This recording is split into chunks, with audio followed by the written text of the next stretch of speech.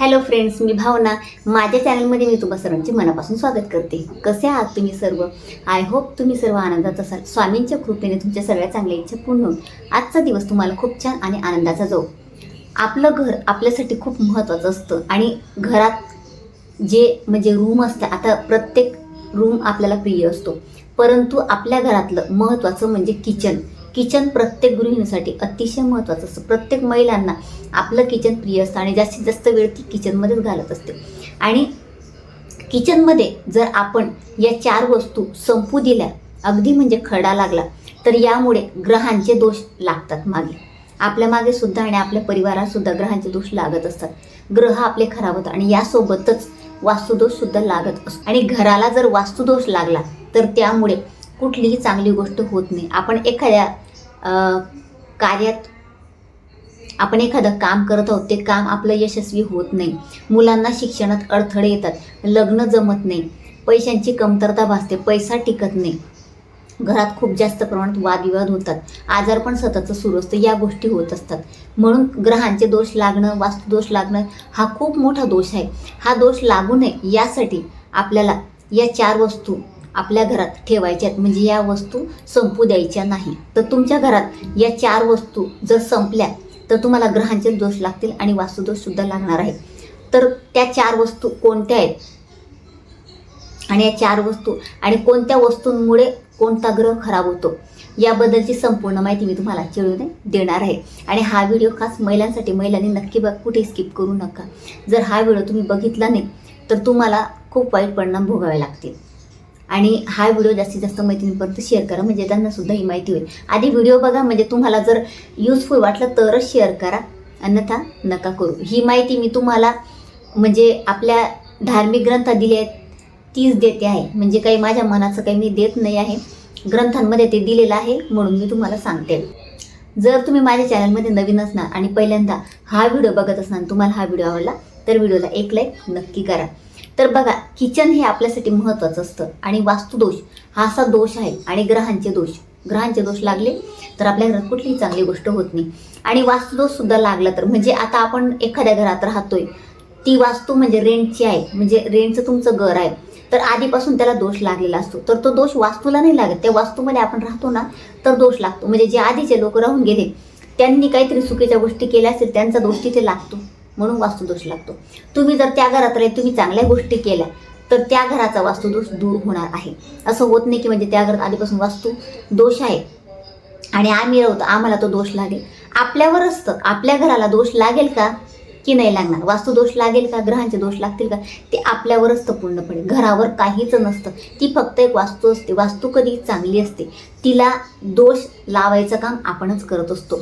तर वास्तुदोष लागायला अनेक कारणं असतात. आता हेच एक कारण आहे. तुम्ही म्हणणार ताई मग आता या वस्तू आम्ही संपू दिल्या तरच वास्तुदोष लागेल का? तसं नाही, त्याला अनेक कारणं आहेत. त्यातलं एक कारण मी तुम्हाला सांगते की 4 वस्तू तुम्ही जर संपू दिल्या तर तुमच्या घराला वास्तुदोष लागेल आणि ग्रहांचे दोष सुद्धा तुम्हाला लागणार आहेत. तुम्ही बघा की कोणती वस्तू तुम्ही संपू देता, कसं तुम्ही करत आहात.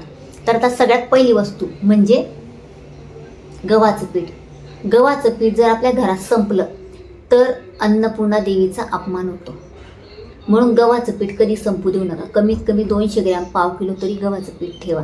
एकदमच खडा लागू देऊ नका. आणि यानंतर येतं तेल हे शनिदेवांना अतिशय प्रिय आहे. आपण बघा शनिवारी शनिदेवांना तेल चढवत असतो, तर तेल हे शनिदेवांशी निगडीत आहे. तर तेल जर घरात संपलं म्हणजे तेल अगदी पाव लिटरच्या खाली आलं, खूपच म्हणजे अगदी एक पळीभर आहे, अगदी खडा लागला, तर त्यामुळे काय होतं, शनी दोष आपल्याला लागतो, शनिग्रह आपला खराब होतो आणि वास्तुदोष सुद्धा आपल्याला लागत असतो. म्हणून घरात तेल कधी संपू देऊ नका. अगदी म्हणजे तुमचं पाव लिटर तेल असेल तोपर्यंत तुम्ही तेल घेऊन या, आधीच आणून ठेवा. तेल जर घरातलं संपलं तर शनिवारीच तेल आणायचं, दुसऱ्या कोणत्याही दिवशी आणायचं नाही. म्हणून तेलाकडे लक्ष ठेवायचं, शनिवारीच आणलं जाणार आहे ते. यानंतर येतं ते म्हणजे मीठ घरात कधी संपू देऊ नका. जेव्हा समुद्रमंथन झालं तेव्हा मीठसुद्धा बाहेर पडलं होतं आणि त्यामुळे मिठाला लक्ष्मीचा भाव मानला जातं. लक्ष्मीला तो अतिशय प्रिय आहे. आणि मीठ जर घरात संपलं तर शुक्रग्रह खराब होतो आणि तुमचाच नाही, घरातल्या सगळ्यांचा शुक्रग्रह खराब होईल. आणि शुक्र आपल्याला लक्झरियस लाईफ देतो, हे आपल्याला माहिती आहे. शुक्र ग्रह ज्याचा बलवान असतो त्याला पैशांची कधीही कमतरता भासत नाही. तो राजासारखं आयुष्य जगतो. म्हणून तुम्हाला शुक्र ग्रह तुमचा कमजोर करायचा नसेल तर तुम्ही मीठ घरातलं कधीही संपू देऊ नका. अगदी म्हणजे चमचाभर ठेवू नका. कमीत कमी म्हणजे 1 किलो आपण मीठ आणतो तर अर्धा किलो किंवा पाव किलो तरी मीठ पाहिजे आपल्या घरात. एकदमच संपू देऊ नका. आणि मीठ कधी वाया पण जाऊ द्यायचं नाही. म्हणजे खाली मीठ सांडलं वगैरे तर ते पाण्यात टाकायचं, त्याला पाय लावायचा नाही. ही गोष्ट लक्षात ठेवायची. मिठाचा अपमान करायचा नाही. आणि जेव्हा आपण जेवण करतो बघा जेवताना, तर जेवताना सुद्धा आपण मीठ घेतो ना, तर ते मीठ सुद्धा टाकायचं नसतं. ते पूर्णपणे खाऊन घ्यायचं असतं. आणि खरं तर म्हणजे बऱ्याच जणांना सवय असते जेवताना आहे ना साईडला ताटात मीठ घेतात, तर हे चुकीचं आहे. म्हणजे ग्रंथांमध्ये दिलंय म्हणून मी सांगते. मी काही माझ्या मनाचं सांगत नाही. तुम्हाला पटत असेल तर तुम्ही इथे घेऊ शकता, काही हरकत नाही. बऱ्याच जणांना एक गोष्ट माहिती नसते, म्हणजे त्यांना जाणून घ्यायचं असतं म्हणून मी सांगते. तर मीठ घरातलं कधीही संपू देऊ नका. वास्तुदोष लागेल आणि तुमचा शुक्रग्रह खराब होईल आणि इतरांचा सुद्धा खराब होईल. मग आपल्या घरात कुठलीही चांगली गोष्ट होत नाही. ही गोष्ट तुम्ही लक्षात घ्या. आता यानंतर येते ती म्हणजे हळद. हळद आपल्याला माहिती आहे ती म्हणजे सायंटिफिकली बघायला गेलं तर हळदीचे म्हणजे आपण खूप छान छान उपाय करू शकतो अध्यात्मात. परंतु हळद जर बघायला गेलं तर हळद ही गुणकारी आहे. आपल्याला माहिती आहे आपल्याला जखम झाली आपण लगेच हळद लावतो आणि हळदीने लगेच ब्लिडिंग थांबतं. तर अशी हळद आहे. तर हळद घरात कधी संपू देऊ नका. आणि आणताना कधी तुम्ही आणाल किती आणा, पण कमीत कमी पाव किलो हळद आणली जायला पाहिजे. आणि उरेल तर पाव किलो कमीत कमी उरायला पाहिजे. जास्त एकदम कमी करू नका तिला. खूप म्हणजे अगदी चमचाभर उरली असं नका करू. त्यामुळे गुरुसुद्धा कमजोर होतो. गुरुग्रह आपला खराब होतो. मग बऱ्याच वेळा काय होतं आपण गुरुची सेवा करतो. बरेच मग म्हणतात स्वामी समर्थ महाराजांची आम्ही सेवा करतो, आम्हाला प्रचिती येत नाही. तर काय येत नाही?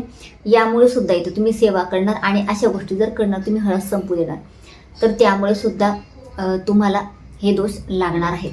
म्हणजे गुरुग्रह तुमचा खराब होईल आणि वास्तुदोष लागेल तुम्हाला आणि ग्रहांचे दोष सुद्धा लागतील. म्हणजे गुरु आपला कमजोर नको पाहिजे. गुरु आपला स्ट्रॉंग पाहिजे, तर आपण कुठलीही गोष्ट जिंकू शकतो. गुरु जर आपल्या सोबत असेल, गुरुचं पाठबळ मिळालं तर नक्कीच आपण कुठलीही गोष्ट जिंकू शकतो आणि प्रत्येक गोष्टीत आपल्याला यश येतं.